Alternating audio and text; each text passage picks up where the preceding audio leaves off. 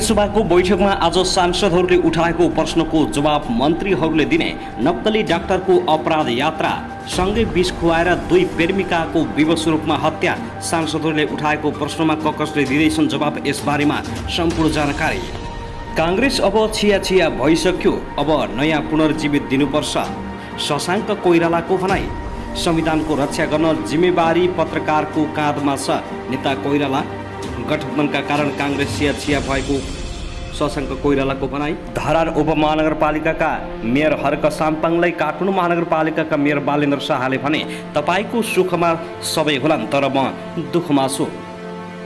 Live in टुगेदरमा अपार्टमेन्टमा बस्ने जोडीको धन्दा, दिउँसो रेकी राति चोरी। नागरिकता विधेयक म गठबन्धनमा भएको कारणले आएको हो, उपेन्द्र यादवको दाबी। पार्टीमा उपेन्द्र यादव झन शक्तिशाली, सङ्घीय परिषद अध्यक्षको अधिकार समेत कटौती गरियो। कोशी प्रदेश लोकसेवाले माग्यो 8औं र 7औं तहमा दरखास्त। प्रधानमन्त्री प्रचण्डको विकल्प खोजिन थालेको चर्चा, के साँच्चीकै सरकार फेरबदल हुँदैछ त? नेकपा एमाले र काङ्ग्रेसका नेताहरू भन्छन् यस्तो। देउबा र प्रचण्ड बीच सिङ्गापुरबाट फर्के सँगै भेटवार्ता नभएको खुलासा। रचनात्मक काम गर्न जनप्रतिनिधिलाई माधव कुमार नेपालको सुझाव। 24 घण्टाभित्र 4 जिल्लामा चट्याङ, 6 जनाको ठाउँको ठाउँ मृत्यु। पहिरोका कारण कहाँ छ सडक अवरुद्ध, यसबारेमा पनि सम्पूर्ण जानकारी। पहिरोले मध्य पहाडी लोकमार्ग पूर्ण रूपमा ठप्प।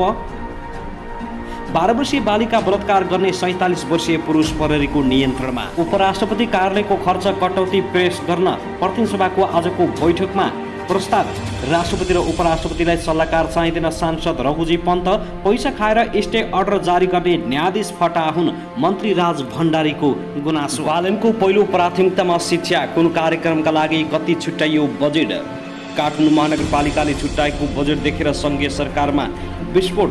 बिस्कुटमा ब्राउन सुगर लुकाएर जेलभित्र छोरालाई दिने 1 जना प्रहरीको नियन्त्रणमा।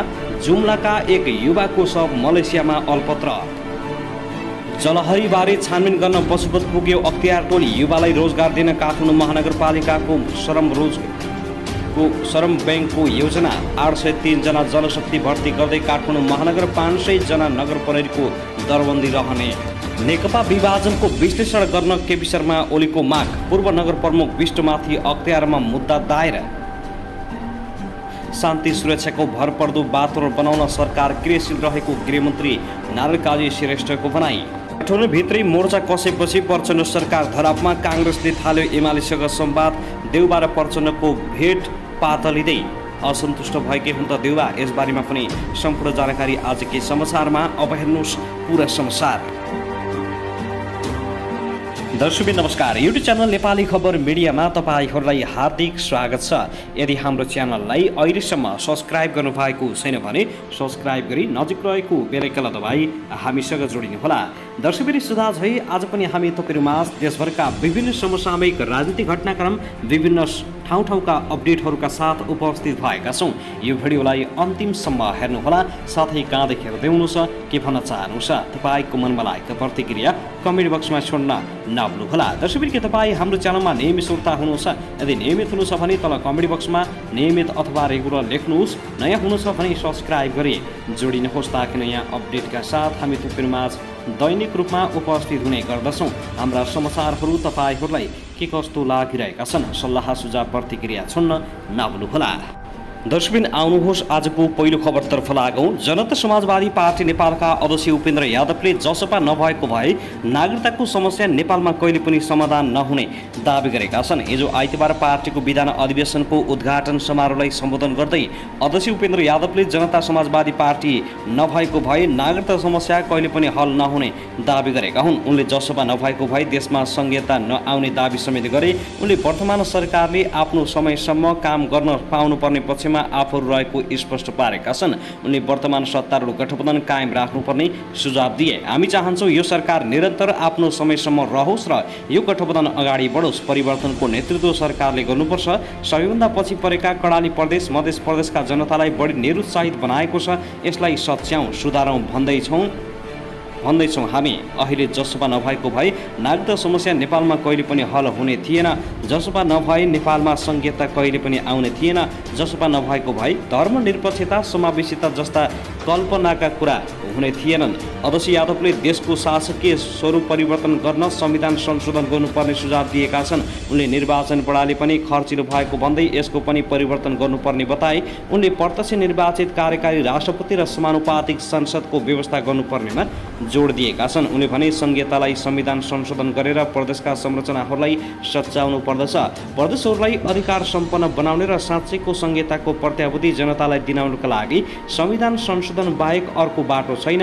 अहिले देखिएका विकृति विसङ्गति सिस्टमले नै ल्याएको हो। नेपालमा जुन खालको संसदीय प्रणाली अपनाइयो, जुन खालको निर्वाचन प्रणाली अपनाइयो, यसले राजनीतिक स्थिरता दिन सक्दैन। भ्रष्टाचार, कमिसन तन्त्र जस्ता विकृति र विसङ्गति अन्त्य पनि गर्न सक्दैन।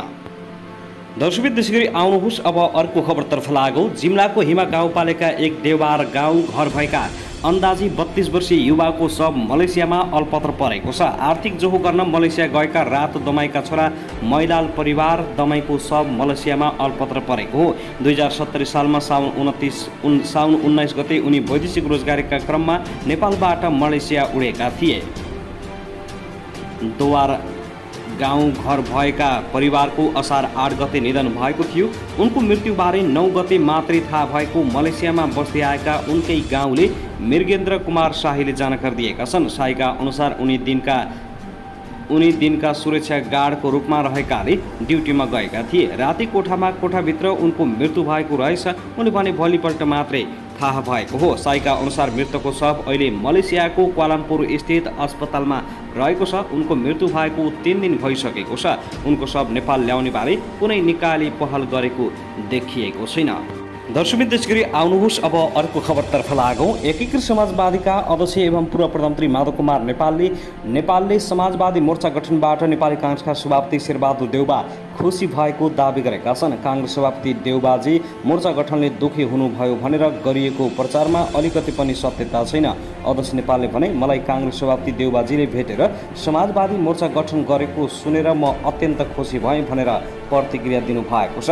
गिरिज जिल्ला रौतहट पुगेका अध्यक्ष नेपालले गौर नगरपालिकाको हिजो आइतबार सुरु भएको 12औं नगर अधिवेशनको उद्घाटन समारोहमा बोल्दै समाजवादी मोर्चा गठनले केही व्यक्तिको होस हवास नै उडेको टिप्पणी गरेका थिए। साथै काङ्ग्रेस सभापति शेरबहादुर देउबाले समेत मोर्चाको विरोध गरेको भन्दै केही मिडियामा झुटो समाचार आएको उनको भनाइ छ।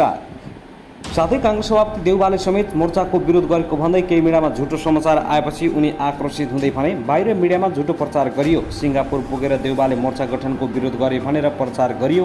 यो सरासर गलत हो। यस क्रममा अध्यक्ष नेपालले अब हातमा हात मिलाएर अगाडि बढ्नुपर्ने भन्दै देउबाले सुझाव दिएको पनि नेपालको भनाइ छ। मोर्चा गठनको केही दिनको नेद हराम भएको र केहीलाई हैरान गरेको पनि उनको जिकिर छ। अब मिलेर जानु बाहेक विकल्प छैन, मिलेर जानुपर्छ भन्ने हाम्रो पनि उद्देश्य हो। फुटेको खण्डमा देश र जनतामाथि घात हुन सक्छ। अध्यक्ष नेपालले गौर नगरपालिकाको नगरसभालाई सम्बोधन गर्दै स्थानीय तहले गरेको विकास निर्माणको काममा हुने अनियमितताको निगरानी गर्न स्थानीयलाई अनुरोध गरेका छन्। दर्शक त्यसैगरी आउनुहोस् अब अर्को खबरतर्फ लागौँ। पूर्व प्रधानमन्त्री केपी शर्मा ओलीसगढ निकट रहेका प्रेम राई प्रमुख आयुक्त रहेका बेला अख्तियार दुरुपयोग आयोगले ओलीकी पालामा भएको ठूलो सम्पत्ति हिनामिनाको उजुरीमाथि छानबिन अगाडि बढाएको छ। राष्ट्र ब्याङ्कबाट 80 करोड रुपियाँमा किनिएको 103 किलो 753 ग्राम सुनको करिब 10 किलो हिनामिना भएको तथ्य महालेखा परीक्षकको कार्यालयले औलाएपछि आइतबार साँझ अख्तियार दुरुपयोग अनुसन्धान आयोगले जनप्रतिनिधि, पशुपति क्षेत्र विकास कोषका कर्मचारीहरू, पुजारीहरू, प्रहरी, सुन चाँदी व्यवसायिका प्रतिनिधि सहितको रोबहरमा सुनको नाप जाँच चलिरहेको छ। पशुपतिनाथ मन्दिरको रुद्रागारेश्वरमा जलहरीको नाप जाँच चलिरहेको स्रोतले जानकारी दिएको हो। जलहरी प्रकरणमा छानबिनका लागि अख्तियारको टोली जाने भएपछि आइतबार दिउँसोदेखि नै पशुपतिनाथ परिसरमा दर्शनार्थीहरू जान पाएका छैनन्। मन्दिर पूर्णतः खाली गराइएको छ। नापजाँचका लागि जलहरी निकालेपछि त्यसमा 13 जनाको नाम कुदेको पाइएको स्रोतले जानकारी दिएको छ। केपी शर्मा ओली प्रधानमन्त्री रहेका बेला राखिएको जलहरीमा तत्कालीन राष्ट्रपति विद्यादेवी भण्डारी, तत्कालीन प्रधानमन्त्री ओली सहित उनीहरू निकटका 13 जनाको नाम मुछिएको छ। 100-200 वर्षमा पनि ननिकालिने जलहरीमा नाम कुदेकाले उहाँले यससँगै अमर रहन खोज्नु भएको बुझियो, स्रोतले देश सञ्चारसँग भन्यो। राष्ट्र ब्याङ्कबाट किनिएको 130 किलो 753 ग्राम सुनमा तामा 2 किलो 890 ग्राम, चाँदी 1 किलो 249 ग्राम, जिङ्क 12.75 ग्राम प्रयोग गरेपछि जलहरीको तौल 107 किलो 924.5 ग्राम कायम भएको थियो। उक्त जलहरीमा करिब 10 किलो सुन भने कम पाइएको महालेखा परीक्षकको कार्यालय औलाएपछि यसको नाप जाँच सुरु भएको हो। अख्तियार टोलीमा सहसचिवको नेतृत्वमा 3 कर्मचारी छन् भने उनीहरूले नापतौल विभागका प्रतिनिधिहरू पनि लिएर गएका छन्। जलहरी विवादमा केपी शर्मा ओली सहित तत्कालीन पदाधिकारीहरूमाथि औला उठेपछि प्रेम राई नेतृत्वको अख्तियार दुरुपयोग अनुसन्धान आयोग यसको छानबिनमा अघि सरेको हो। उक्त सुन खरिदमा 50 करोड रुपियाँ पशुपति क्षेत्र विकास कोषबाट निकासा गरिएको थियो भने 30 करोड राज्य कोषबाट बेहोरिएको थियो। बाहिरबाटै उक्त परिणाममा सुन किन्ने तयारी भए पनि शुद्धता र परिणाममा प्रश्न उठेपछि सरकारको आधिकारिक निकाय राष्ट्र बैंकबाटै सुन खरिद गर्ने निर्णय सरकारले गरेको हो। दर्शकवृन्द, त्यसैगरी आउनुहोस् अब अर्को खबरतर्फ लागौँ। काठमाडौँ महानगरपालिकाका मेयर बालेन्द्र शाहले धरान उपमहानगरपालिकाका मेयर हर्क साम्पाङलाई आफू दुःखमा साथ दिन तयार रहेको बताएका छन्। हिजो आइतबार राति सामाजिक सञ्जाल मार्फत साम्पाङले आफूले कोकाहाको पानी ल्याउँदा सबैले बधाई दिएको तर धरानका राजनीतिक दलले उल्टे मुद्दा हालेको गुनासो गरेका थिए। पसिनाको भेल बगाएर अनेक दुःख गरेर कोकाहाको पानी ल्याई, दुनियाँले बधाई दिए तर धरानका दलहरू मिलेर मलाई मुद्दा हाले। यो कुरा जनताले आफ्नो करङमा लेखेर राख्नुहोस्, साम्पाङले लेखेका छन्। उनको पोस्टमा प्रतिक्रिया जनाउँदै बालेन्द्र शाह आफू दुःखमा साथ दिने बताएका छन्। केही फरक पर्दैन, कसैले केही भनेर सोचेर केही फरक पर्दैन। तपाईँ यति अगाडि पुगिसक्नुभयो कि पछाडि जसले जे बोले पनि फरक पर्दैन।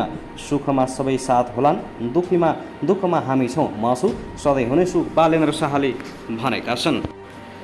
दर्शकवृन्द, त्यसैगरी आउनुहोस् अब अर्को खबरतर्फ लागौँ। नेकपा एमालेका अध्यक्ष केपी शर्मा ओलीले नेपाल कम्युनिस्ट पार्टी नेकपा विभाजनको यथार्थ विश्लेषण आवश्यक रहेको बताएका छन्। नेकपा विभाजन किन, कसरी, के उद्देश्य, आन्तरिक र बाह्य कारण के थियो, त्यसको यथार्थ विश्लेषण गर्नुपर्छ। उनले भने नेकपा विभाजन हुनुका कारण स्वचालित थियो वा परिचालित के थियो, त्यसको विश्लेषण जरुरी रहेको छ। यथार्थ विश्लेषणले नेपालको कम्युनिस्ट आन्दोलनले हित गर्दछ। नेपालमा भएका आन्दोलनले स्वतन्त्र क्रान्तिको रूप लिन नपाएपछि असफल भएको उनको भनाइ छ। नेपालका आन्दोलनले स्वतन्त्र क्रान्तिको रूप लिएन र त्यसस्वरूप सफल पनि भएन। अध्यक्ष ओलीले 2007 सालमा नेपाली जनताको बलले भएको आन्दोलन भए पनि तर सम्झौता नेपाली र नेपालका राजनीतिक शक्तिले वार्ता गरेर टुङ्गाउन नपाएको बताएका छन्। विक्रम सम्वत 2036 को आन्दोलन जनमत सङ्ग्रहमा गएर टुङ्गियो। 2046 सालको आन्दोलन एउटा सम्झौतामा गएर टुङ्गियो। 62-63 सालको आन्दोलन सम्झौतामा गएर टुङ्गियो। उनले अन्तर्राष्ट्रिय क्षेत्रमा पनि पुरानै राजनीतिक नभएको भन्दै कम्युनिस्ट भनेर जे बुझिन्थ्यो अहिले त्यो पुरानो कम्युनिस्ट नभएको प्रश्न पारेका छन्। अध्यक्ष ओलीले नयाँ ढङ्गले सामाजिक परिवर्तन गर्न सकिन्छ भनेर जनताले बहुदलीय जनमत ल्याएको पनि ओलीको दाबी छ। त्यसैगरी आउनुहोस् अब अर्को खबरतर्फ लागौँ। उपप्रधान तथा गृहमन्त्री नारायणकाजी श्रेष्ठले प्रतिपक्षी विरोध सभामा फस्ने र सत्तापक्ष निरङ्कुश बन्ने प्रवृत्तिको अन्त्य गर्नुपर्ने बताएका छन्। सहीलाई सही र गलतलाई गलत भन्ने पक्षमा प्रतिपक्ष र सत्तापक्ष दुवै तयार नभएसम्म मुलुकमा सङ्घीय लोकतान्त्रिक गणतन्त्र शासन व्यवस्थालाई सही ढङ्गले अगाडि बढाउन नसकिने भएकाले पनि प्रतिपक्ष विरोधमा र सत्तापक्ष निरङ्कुश बन्न नहुने उनको तर्क छ। आइतबार प्रतिनिधि सभा बैठकमा गृह मन्त्रालय अन्तर्गतको विनियोजन शीर्षकमाथि सांसदहरूले राखेका प्रश्नहरूको जवाब दिने क्रममा उपप्रधानमन्त्री श्रेष्ठले सहीलाई सही भन्न सक्ने गरी राजनीतिक दलहरू अगाडि बढे मात्रै मुलुकको लोकतन्त्रको औचित्य पुष्ट गर्न सकिने समेत उनले स्पष्ट पारेका छन्। उनले प्रतिपक्षका केही सांसदहरूले प्रहरी बढुवामा पैसाको चलखेल भएको आरोप लगाएको उल्लेख गर्दै त्यसलाई आफूले शून्यमा झारिदिएको दावी गरेका छन्। उपप्रधानमन्त्री श्रेष्ठले नेपालको लोकतन्त्र मौलिक खालको भएको उल्लेख गर्दै त्यसलाई उन्नत ढङ्गले अगाडि बढाउने विषयमा राजनीतिक दलहरूले गम्भीर आत्मसमीक्षा गर्दै अगाडि बढ्नुपर्ने आवश्यक रहेको औलाएका छन्। उपप्रधानमन्त्री श्रेष्ठले वर्षातका कारण हुने विपद जोखिम न्यूनीकरणका लागि सरकारले सम्बन्धित निकायहरूलाई तयारी अवस्थामा राखेको दावी गरे। त्यसका लागि आवश्यक लगानी र साधनको व्यवस्थापन गर्ने कार्यलाई पनि सरकारले तीव्रता दिएको श्रेष्ठको भनाइ छ। विपद जोखिम न्यूनीकरणका लागि आवश्यक लगानी र साधन स्रोतको व्यवस्थापन गर्ने काम समेत जारी छ। सबै सरकारवाला सङ्घीय निकाय एवं सुरक्षा निकायहरूको भूमिका र जिम्मेवारी निर्धारण गरी जारी गरिएको मनसुन पूर्व तयारी तथा तीव्र प्रतिकार्य राष्ट्रिय कार्ययोजना 2080 जारी भई तदारुकताका साथ काम गर्न तयारी थालिएको छ। त्यसैगरी आउनुहोस् अब अर्को खबरतर्फ लागौँ। पूर्व प्रधानमन्त्री तथा नेकपा एमालेका अध्यक्ष केपी शर्मा ओलीले नेपाली राष्ट्रिय क्रिकेट टिमलाई निराश नहुन आग्रह गरेका छन्। आइसिसी एक दिवसीय विश्वकपमा सहभागी हुन नपाए पनि नेपाली टोलीको मेहनत कमजोर नरहेको बताउँदै ओलीले एउटा असफलता यात्राको अन्त्य नहुने उल्लेख गरेका छन्। हाम्रो यात्रा जारी छ भन्दै ओलीले नेपाली क्रिकेट टोलीलाई स्वदेश फर्केपछि सँगै खाना खाने गरी भेट्ने प्रस्ताव पनि गरेका छन्। उनले खराब इन्टरनेटका बावजुद नेपाल र नेदरल्यान्ड बीचको खेल आफूले लाइभ हेरेको पनि जानकारी दिए। मेहनतलाई जननी र परिणामलाई शिशुको भएको उल्लेख गर्दै ओलीले कहिलेकाहीँ मेहनतका बावजुद पनि परिणाम प्राप्त हुन नसक्ने बताएका छन्। हिजो मैले नेपाली टिम र नेदरल्यान्ड बीचको खेल लाइभ हेरेँ। मोबाइलमा इन्टरनेट स्लो भएर केही डिस्टर्ब भयो तैपनि हेरेँ। आइसिसी एक दिवसीय क्रिकेट विश्वकपमा सहभागी हुन त हामीले पाएनौँ। मेहनत जननी हो भनेर परिणाम शिशु। कहिलेकाहीँ मेहनतका बावजुद पनि परिणाम प्राप्त नहुन सक्छ, यसबाट निराश हुनु हुँदैन। ओलीले सामाजिक सञ्जालमा लेखेका छन्, परिणाम हामीले सोचे जस्तो नभए पनि नेपाली टिमको मेहनत कमजोर थिएन। मेहनतका लागि धन्यवाद नेपाली क्रिकेट टिम। नेपाल फर्केपछि सँगसँगै खाना खाने गरी भेटौँला। एउटा असफलता यात्राको अन्त्य होइन, हाम्रो यात्रा जारी छ, त्यसैले निराश नहुनुहोस्। दर्शक महानुभाव, त्यसगरी आउनुहोस् अब अर्को खबरतर्फ लागौँ। प्रधानमन्त्री पुष्पकमल दाहाल प्रचण्ड अब चारैतिरबाट घेराबन्दीमा परेका छन् र उनका दिनगन्तीहरू सुरु हुन थालेको चर्चा चल्न थालेको छ। नेकपा माओवादी केन्द्रका अध्यक्ष समेत रहेका प्रधानमन्त्री पुष्पकमल दाहाल प्रचण्ड नेतृत्वको सरकार चौतर्फी घेराबन्दीमा परेको छ। सरकारलाई समर्थन गरेका सत्तारूढ गठबन्धनभित्री सरकार विरोधी अभिव्यक्ति सतहमा आएपछि उनको सत्ता यात्रा असहज बन्दै गएको छ। गत वर्ष पुस 10 गते प्रधानमन्त्रीमा नियुक्त भएका दाहाल सत्ता समीकरण बदल्दै हालसम्म सरकारको नेतृत्व गरिरहेका छन्। गत वर्ष पुस 10 गते प्रधानमन्त्री नियुक्ति भएका दाहाल सत्ता समीकरण बदल्दै हालसम्म सरकारको नेतृत्व गरिरहेका छन्। उनको प्रधानमन्त्रीत्व कालमा सरकारका कतिपय सकारात्मक कदमले जनतामा आशा जगाए पनि सत्ता गठबन्धनकै किचोलेले बहिर्गमनको समय अवधि नजिएको राजनीतिक वृत्तमा चर्चा हुन थालेको छ। आर्थिक वर्ष 2080-81 को संसदमा पेश गरिएको बजेटबारे 10 दलीय गठबन्धनमा रहेका पार्टीबीच मतैकता कायम हुन सकेको छैन। दलहरूबीच बजेटमा आन्तरिक मतभेद हुँदा यसले आगामी दिनमा सरकारको निरन्तरतालाई समेत सङ्कटमा पार्ने आकलन गरिएको छ। गठबन्धनमै आबद्ध पार्टीका सांसदहरूले सरकारको चर्को आलोचना गर्दै बजेट परिमार्जन गर्न सुझाव दिइरहेका छन्। बजेटकै गठबन्धनकै एक घटक नेकपा एकीकृत समाजवादीले यथास्थितिमा बजेट पास गर्न नदिने अडान कायमै रहँदै विपक्षी मतदान गर्ने जनाइसकेको छ। सरकारको बजेटमा असहमति प्रकट गर्ने सत्तारूढ दलका सांसदहरू नै सरकारको विपक्षमा उत्रिए। प्रधानमन्त्री दाहालले सरकार सञ्चालन गर्ने नैतिक अधिकार गुमाउने राजनीतिक जानकारहरूको तर्क छ। एकीकृत समाजवादीका सांसद राजेन्द्र पाण्डेले सदनबाटै बजेटको विपक्षमा मतदान गर्ने चेतावनी दिएका छन्। जसपाका अध्यक्ष उपेन्द्र यादवले पनि सरकारको बजेटमा असन्तुष्ट जनाइसकेका छन्। अहिलेको बजेटले मधेसलाई उपेक्षा गरेको उल्लेख गरेका छन्। आरोप लगाएका छन् सरकारको बजेटमा विमति राख्ने अधिकांश सांसदहरू सत्ता गठबन्धनकै सहयात्री दलका रहेका छन्। सत्ता गठबन्धनकै प्रमुख घटक नेपाली काङ्ग्रेसका महामन्त्री गगन थापाले हिजो शनिबार आफ्नो निर्वाचन क्षेत्र काठमाडौँ 4 मा आयोजित कार्यकर्ता भेटघाट कार्यक्रममा वर्तमान सत्तारूढ गठबन्धनले सन्तोषजनक परिणाम दिन नसकेको बताउँदै गठबन्धन परिवर्तन भए अनौठो नमान्न कार्यकर्ताहरूलाई बताएका थिए। उनले भने अहिलेको निर्वाचन प्रणाली नै गठबन्धन बेगर सरकार बनाउन नसकिने भएकाले नयाँ परिवर्तित गठबन्धनले सरकार बनाउने अवस्था आए काङ्ग्रेसले सहजै स्वीकार्नु पर्ने अभिव्यक्ति दिएका छन्। बजेट संशोधन बिना पारित गर्न नदिने सत्ता गठबन्धनकै दलहरूको अडानले सरकार सञ्चालनको लागि आगामी दिन असहज बन्दै गएको राजनीतिक विश्लेषक पुरञ्जन आचार्य बताउँछन्। उनले सरकारले बजेट संशोधन गर्ने पर्ने परिस्थितिको सिर्जना भएमा सरकारमाथि नैतिकताको प्रश्न उठ्दै सरकारका प्रधानमन्त्री र अर्थमन्त्री असफल भएको ठहरिनेछ। गठबन्धनकै दलहरूले हुबहु पारित गर्न दिने अवस्था छैन।